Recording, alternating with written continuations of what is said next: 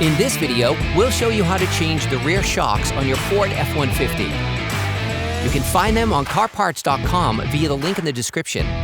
For safety reasons, we strongly suggest watching our video on how to jack your Ford F-150 safely.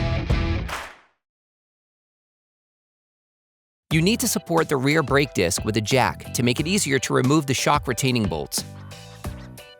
Brush off the bolts of the rear shock and spray the bolts with penetrating oil. Block the rotation of the shock's lower retaining nut with a ratchet and a 15mm socket.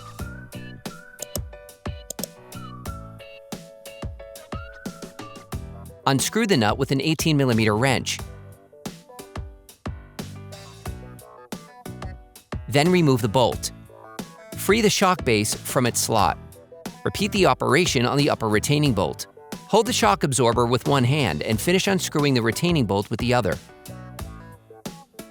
You can now extract the shock. For great content, our best price, and fast shipping, download the CarParts.com app now. Using a wire brush, brush off the location of the shock absorber and grease it to make it easier to install. You can order the rear shocks used in the video on CarParts.com via the link in the description. Take your new shock.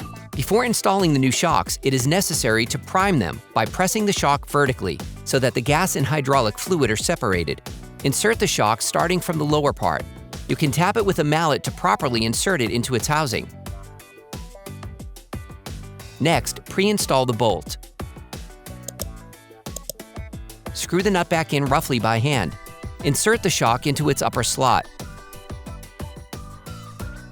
Then install the upper retaining bolt. Once in place, screw the retaining nut back on. Screw the nuts back in until they make contact. Finish tightening the shock attachments with a torque wrench. Remove the jack. Then you will be able to put the wheels back on your vehicle. Put your truck back on the ground before properly fixing the wheels in place. Operation complete.